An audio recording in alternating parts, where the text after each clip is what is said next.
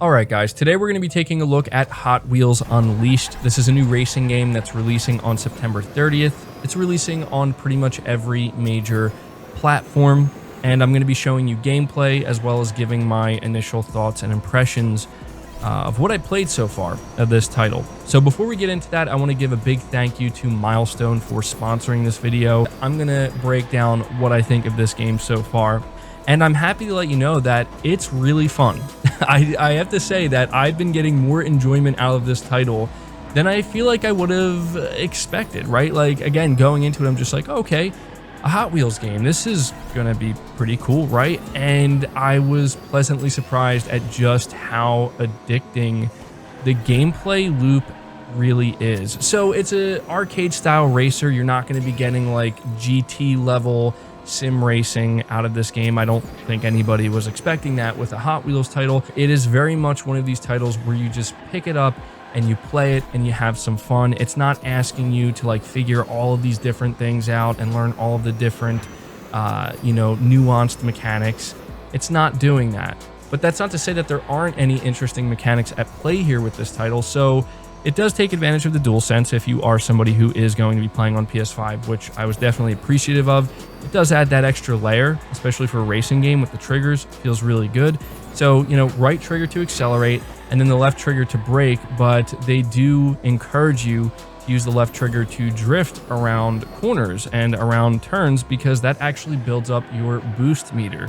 The boost meter is essential with this game, and it's actually pretty much the difference maker in determining whether or not you're actually going to finish in the top 3 or kind of be left in the dust. So the boost meter is something, as I said, you build up by drifting. It just builds up kind of like naturally as you're playing the game, and you have to time when to use it best. I mean, you could go through a whole race without using it at all and maybe still stand a chance, but if you're going to be playing against real players, they're going to be timing this to utilize their boost at the perfect moments, and you're just essentially going to see people trying to boost past each other.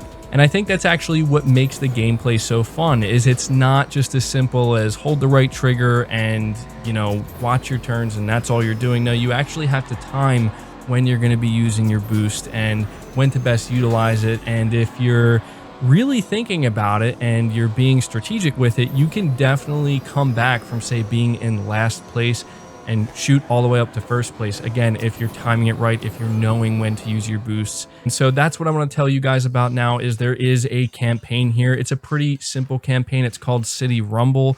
And you basically go from section to section, race to race, unlocking new stuff. The incentive is just that you're going to continue to unlock more and more stuff. You're going to unlock more Hot Wheels. You're going to unlock more currency, which you can use to then unlock more Hot Wheels.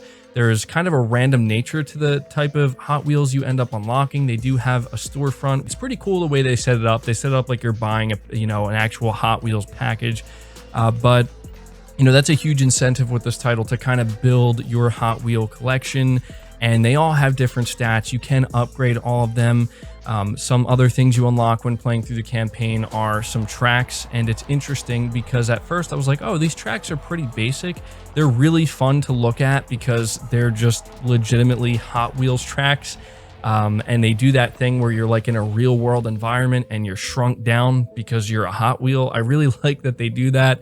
It's so cool to look at. I love seeing that in games, but these tracks do get pretty crazy. I noticed the further you go, the more you unlock them, they start to get really unique, really interesting, and really intense. And so with that being said, it's also worth noting they do have a track creator. So if you are the creative type and you like that in games and you want to create your own tracks, they have an extensive tool set for you to do that, which I'm not even sure if I'm going to have footage of because I was absolutely horrendous. I am not creative enough at all to make any decent racetracks, but I was looking at it, I'm like, yeah, this is pretty in-depth, pretty extensive, and that's kind of something I noticed with this game, is between that and the level of customization they have for their vehicles, it really surprised me. So you have the track creator.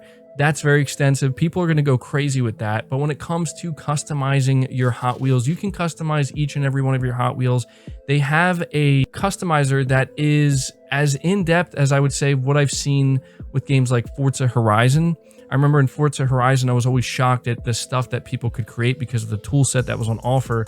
That same thing is available here in Hot Wheels Unleashed, and so I have no doubt that people are going to go insane with that as well and get super creative, and there's going to be something for pretty much everyone.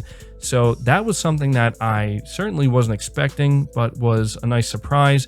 The game does also offer multiplayer, so I haven't played against real people yet. I've just been playing against the AI on medium difficulty, which I got pretty good at. I think I'm going to have to up the difficulty, but I have no doubt that you're going to want to play with some real players online. You can do races, I believe, up to 12 players, and they do have crossplay within the same family of consoles. So if you're playing on PS4, you can play with PS5 players, vice versa. If you're on Xbox Series X, you can play with Xbox One players.